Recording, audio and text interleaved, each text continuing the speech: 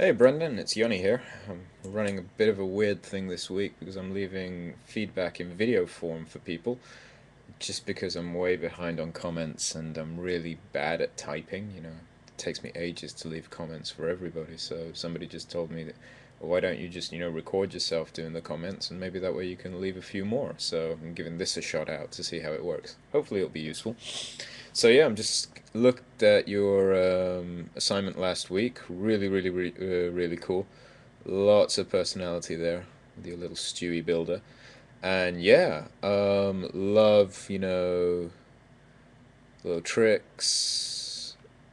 Arcs are really nice. You've got a lot of stuff that's basically working really well. I think it's a minor thing really, but like the prop's a bit too small, you know, for my liking to an extent, just because it's like as he's doing that little trick with the he's putting the finger through the actual hole in the actual wrench. That's a bit hard to see. If the wrench was larger, you could get the idea that he's going to do that much easier. But anyway, that's just, being really nitpicky. And just having a look at here, he's got nice shifts of weight. They need to look at the frames.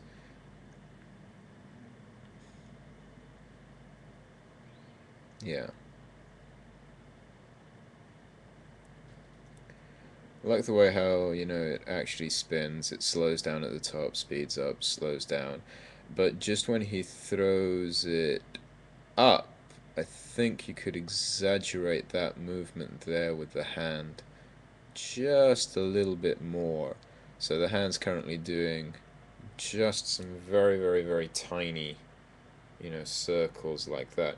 I think you could basically make them larger as he goes up, and that way, you anticipate a little bit better into a frame.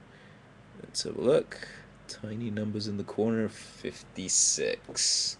So yeah, so just there coming into frames 56, you could anticipate that arc just a little bit bigger, I think, and that would probably make it look a little bit nicer. Let's see what the other hand's doing. He's keeping himself in balance there, which is nice. Yeah, and another thing here in frame 63, I think there's a composition thing here that you could do very easily, which is that your wrench is just reaching the top of the frame, and basically you've got a load of space at the bottom of the frame, essentially. So the wrench is just going up here, and it's kind of like not wanting to go off screen because it would be out. I think that throwing up could be a little bit higher, and all you'd need to do is basically move your camera just up a little bit because you've got a lot of girder and everything else down at the bottom, and I don't think, no, at any point in your animation essentially you go below that, so you can frame it up just a little bit higher, and that way, you don't have that problem of the wrench going up so close to the top of the screen. And I think you could get a better arc off there if you had a little bit more room. It's almost like working too close to, the page when you're drawing. You don't want to go out of that boundary. And I think that, you just want to push that a little bit more. And let's see what else we've got over here in frame. Picks that up. There we go.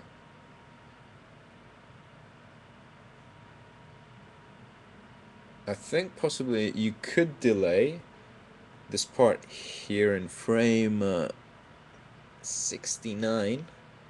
He basically catches the wrench and the body goes up instantly. I think it would be better maybe to just use a bit of, overlap there. So basically let him catch the wrench, and as the hand's going down, let it go down for a couple of frames, and then start rising the body up. Because it seems that those two actions just happen simultaneously now. And I think that having them, just offset a little bit, that would cushion the action just a better. It's catch and up. A little bit like that. So that could probably change things very slightly. Nice little reaction. He thumps this forward like that. I really like how he locks his knees there, it's a nice, very good, strong pose.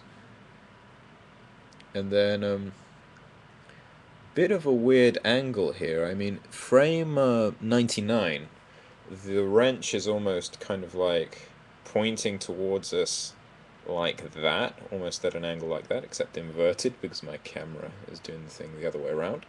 And he's kind of like, it's coming towards screen like that. Try basically having it, you know, rotate round. Try to see if I can do it. You know, instead of rotating towards camera, have it rotate round like that. So instead of we basically get it coming back like that because he's basically flipping his wrist there, but having it come towards camera, he could just lean it back, just go from, the thing that gives you the clearest arc instead of leaning it towards the camera. If that's a pop in your splines or something like that, you can keyframe that, one frame at a time, just give it a nicer arc. It's almost worthwhile arc tracking the top of the wrench in frame 99 and just looking where it's going to, where it's been, and basically trying to find an arc where that tip just hangs, because that's basically where, the weight would go.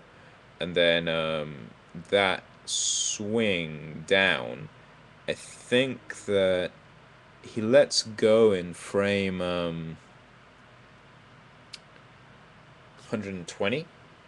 I think that it would be nicer if he just held onto it a little bit better, or maybe he twisted the body a bit more. So it's like he's basically swinging it, and the arm is swinging like this, instead of having the body basically drive through it. So it's like body goes first, arm goes next, hand goes last. So again, a bit more overlap in there, just to, boom, toss it out the way, and that way, it looks, it's there, but it's just a bit too subtle. I think that you could exaggerate it just a bit more. It's really kind of like a bit of movement in the torso there, just a bit clearer. You've got it just so subtle right now that I think that if you moved it, it would just be a bit sweeter, because it's almost like you want that action to happen a bit more in silhouette. And currently in frame 122, it's all kind of like happening in front of the body itself. Do the throw a little bit later, and basically make the body lean to a side a bit more and turn, and that way you've basically got, the action just a tad bit clearer. And then basically when he misses it, bonk. It's very nice. Yeah, I just love that. It's absolutely great because he tries to basically catch it. Yeah. I think that in frame 145, you might want to try and play around a little bit with the fingers. That's the thing that I think that you should try and maybe put in, because kind of like from 144 all the way down to until he closes his fist in 149, the hand's pretty solid and rigid like this. You almost want to, try and grab it. Let's see there. So instead of having the hand kind of like this in this rigid position over there, you might want to try and have it like, more trying to reach like that. Play a bit more around with the shape. It basically makes him look a bit more desperate. And the same with the other hand as well. Try and just, Stu's got odd hands, but just having that, whoa, could help over there. But no, great.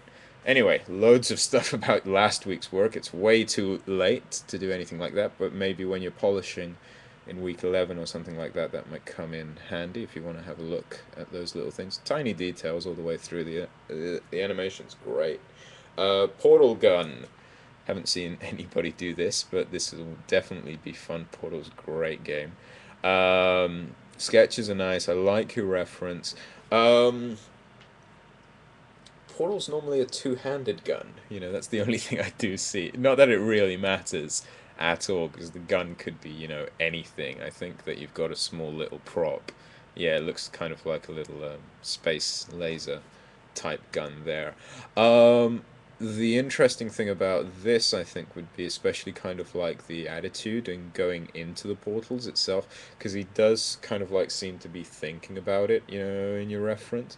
And I'd say, you'd almost want to keep those two gunshots like very, very, very quick. So it's like boom, boom, and that way, you could even have him, maybe do it, very slyly, just round like that, just maybe a bit of variation. And then once he sees, the portals, it's almost like, well, he can see, that infinite tunnel, essentially. So he might kind of like do a little bit of a gesture of looking through the portal and then looking back the other way as well. And that could be something that you've got. It's partly there in your reference, but you swing the gun, spin it round, and you're looking straight. I think that maybe just that, look at one, look at the other, I think it might just help convey a bit more in the scene of, what it is we're going to see. Most people know Portal, but at the same time, it's one of those things that, it's good to always establish that before you actually go into the action itself. And then basically, yeah, have him do a little run up, runs out, and then he just dives through one end of the screen and comes out the other. Fantastic. Take care, man. See you later.